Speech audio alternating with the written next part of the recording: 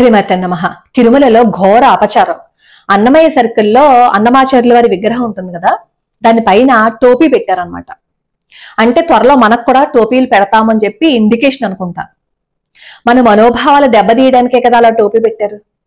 ప్రతిదానికి మన విషయాల్లో ఎందుకు కలుగు చేసుకుంటారో, ఇలాంటివి ఏవైనా మనం చేసామనుకోండి వెంటనే రచ్చ రచ్చ చేసేస్తారు, గొడవ గొడవ పెట్టేస్తారు.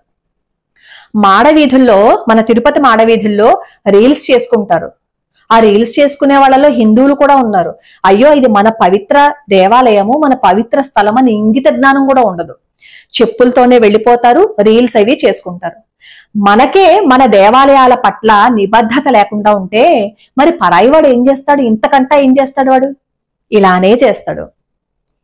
అలాగే ముంతాజ్ హోటల్ చూడండి, మన దేవాలయాల దగ్గరే కదా వీళ్ళందరూ కట్టడాలు కట్టుకోవడాలు, పబ్బులు నిర్వహించుకోవడాలు, ఈ మాంసం కొట్లు పెట్టుకోవడాలు, ఇవన్నీ మన దేవాలయాల దగ్గరే చేస్తారు. ఎందుకంటే ఏదో విధంగా ఆకర్షించైనా సరే మనల్ని వాళ్ళ మతంలోకి తీసుకువెళ్ళిపోవాలి. పైశాచికత్వం. ఆ పైశాచికత్వంతోనే కదా అన్నమయ్య గారికి ఏమో టోపీ పెట్టారు. ఈ పైశాచికత్వం ఇప్పటిది కాదు, వాళ్ళకి ఎప్పటి నుంచో ఉంది పైశాచికత్వం. 1483లో టోర్కి మెడలో జరిగింది.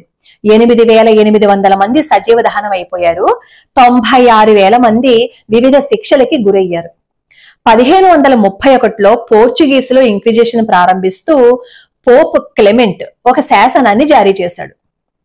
2 శతాబ్దాలలో 1454 మంది సజీవ దహనానికి, 23,000 మంది ఇతర శిక్షలకి గురయ్యారు. 19వ శతాబ్దం మధ్య వరకు ఇంక్విజిషన్ పేరుతో యూరప్ దేశాలలో కొన్ని లక్షల మంది హతమార్చబడ్డారు. 1510లో గోవా పోర్చుగీస్ వాళ్ళ వశమైపోయింది. అప్పుడు ఈ జేవియర్ అనే అతను ఏం చేశాడంటే 8 సంవత్సరాల పాటు భారతదేశంలో ఉండి వాళ్ళ మతాన్ని వ్యాప్తి చేసుకున్నాడు. అప్పుడు పోర్చుగీస్ రాజుకి ఒక ఉత్తరం రాస్తాడు, భారత్ లో ఇంక్విజిషన్ ప్రారంభించమని చెప్పి. హిందువులు వాళ్ళు అప్పటి వరకు ప్రార్థించిన ఈ దేవీ దేవతల విగ్రహాలు ఏవైతే ఉన్నాయో వాటిని తగలకొట్టేసి వాళ్ళు బాధపడుతూ ఉంటే ఆ బాధని చూడాలని ఆనందం అనమాట జేవియర్ కి. అంత పైశాచికత్వం. శాంతి ప్రేమ అని చెప్పి చెప్తారే, శాంతి ప్రేమ అని వాళ్ళు చెప్తున్న వాళ్ళ మాటల్లో ఎంత పైశాచికత్వం ఉంది. అప్పట్లో గోవాలో తులసి మొక్కని వేసుకొని ఇచ్చేవారు కాదు, ధోవతిని వేసుకొని ఇచ్చేవారు కాదు, ఒక పంచి కట్టుకొని ఇచ్చేవారు కాదు, శ్రాద్ధకర్మలు నిర్వహిస్తే ఒప్పుకునేవారు కాదు, ఎవరైనా పురోహితులు కనపడితే ఒప్పుకునేవాళ్ళు కాదు. హిందువులకు సంబంధించిన ఏ మత చిహ్నాన్ని మనం వేసుకుంటే వాళ్ళు భరించలేకపోయేవారు. ఏదో విధంగా హిందువులని మతం మార్చేయాలని చెప్పి వాళ్ళు ప్రయత్నించేవారు.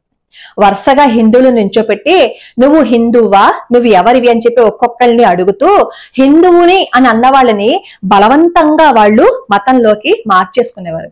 అలా ఎవరైనా మారకపోతే చేతులు కాళ్ళు నరికేసేవారు అనమాట. హాత్ కాటర్కంబ్ అని ఒక స్తంభం ఉంది.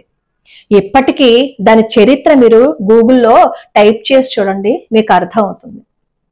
గర్భిణీ స్త్రీలని ఎంత మందిని వాళ్ళు బాధ పెట్టారో, ఎంత మంది గర్భిణులకి గర్భస్రావాలు అయిపోయాయో.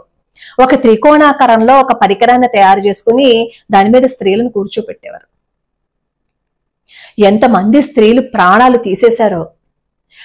పరాయి మతస్థులు అక్కడ అందరూ భోజనానికి కూర్చుంటే మగవాళ్ళు ఒక స్త్రీని అక్కడ బాధ పెడుతూ ఉంటే ఆ బాధకి ఆ స్త్రీ ఏడుస్తూ ఉంటే ఆ స్త్రీ యొక్క అందాన్ని ఇక్కడ కూర్చుని భోజనం చేస్తున్న వాళ్ళు పైశాచకత్వంగా చెప్పుకునేవాళ్ళు. అఫ్ కోర్స్ ఇప్పుడు కూడా కొంతమంది అక్కడక్కడ మనకి కనిపిస్తూ ఉంటారు. ఒక స్త్రీని బాధ పెట్టాలని ఎవడైతే అనుకుంటాడో వాడిని మనిషి అందరు. వాడు ఏ మతస్థుడైనా సరే, వాడు హిందువైనా సరే వాడిని పశువు అనే అంటారు ఒక స్త్రీని బాధ పెడుతూ ఉంటే. బండి బిగించుకోవడానికి రెంచులు అవన్నీ ఉంటాయి కదా, ఆ రెంచుల్ని బండి బిగించడానికి మనం ఉపయోగిస్తే వాళ్ళు ఏం చేసేవారో తెలుసా? శరీర అవయవాలని తిప్పేయడానికి, ఒక్కొక్క అవయవాన్ని తిప్పడానికి ఒక్కొక్క పరికరాన్ని వాళ్ళు ఏర్పాటు చేసుకునేవారు. అంటే ఎంత క్రూరంగా వాళ్ళు ప్రవర్తించారో చూడండి. 300 దేవాలయాలని నేలమట్టం చేసేశారు. ఇలా చెప్పుకుంటూ వెళ్ళిపోతూ ఉంటే ఎంత లిస్టు ఉంటుందో. ఒకసారి గోవా ఇంక్విజిషన్ మీరు చదివితే రక్తం ఉడికిపోతుంది అనమాట, మామూలుగా ఉండదు, ఉడికిపోతుంది. ఇవన్నీ నేను ఎందుకు చెప్పాల్సి వస్తోంది అంటే, మనం నిద్రపోతున్నాం కదా, నిద్రపోయిన వాడికైనా సరే మనం మెలుకు తెప్పించవచ్చు, కానీ నిద్ర నటిస్తున్న వాడికి ఎప్పటికీ మనం మెలుకు తెప్పించలేం, ఎందుకంటే వాడు నటిస్తూనే ఉంటాడు కాబట్టి. ఇంత తెలుసుకున్నా మళ్ళీ మనం ఏం చేస్తామో తెలుసా? పరాయి మతస్థుల వాళ్ళ దగ్గరికే వెళ్తాం. వాళ్ళ ప్రార్థనా మందిరాలకే వెళ్తాం, అక్కడికే వెళ్ళి మన జీవితం అంతా అక్కడే గడిపేస్తూ ఉంటాం. పరమత సహనం ఉండాలి, అందరూ కలిసే ఉండాలి, కానీ వాళ్ళకి లేని పరమత సహనం మనకెందుకు? నిజంగా వాళ్ళకి పరమత సహనం ఉంటుంటే హిందువుల్ని ఎంత ఘోరంగా బాధ పెడతారా? అన్నమయ్య గారికి అలా టోపీ పెడతారా? ఇంకొక గుళ్ళో మన హిందువులే ఇంకొకళ్ళు అనుకోవడం ఎందుకు, శాంటా క్లాస్ బట్టలు వేశారు కృష్ణుడికి, అలా వెయ్యొచ్చా? ఇంత లీనియన్స్ మనం మిగతా వాళ్ళకి ఇచ్చేసాం కాబట్టే కదా మనల్ని అందరూ మాట్లాడుతున్నారు. నిన్న ఒక కంచరగాడిద పద్మావతి యూనివర్సిటీకి ఆ పేరు ఎందుకు పెడతారు, వాళ్ళు ఏమైనా చదువుకున్నారా, వాళ్ళు ఏమైనా సంఘ సంస్కర్తలా అని అడిగాడు. వాడు అలా అడిగాడు అంటే వాడికి ఎంత దమ్ముంటే అలా అడుగుతాడు. మనం వాళ్ళని అడగలమా? అనగలమా? మనం అనం. ఎందుకంటే అక్కడికి మనకి పరమత సహనం వచ్చేస్తుంది. మనం ఇంకొకరిని బాధ పెట్టాం కదా, మనం ఇంకొకరు ఏమి అనం కదా, మనం ఇంకొకరు అనక్కర్లేదు. కానీ వాళ్ళు అందడానికి మనం సమాధానం చెప్పాలి కదా.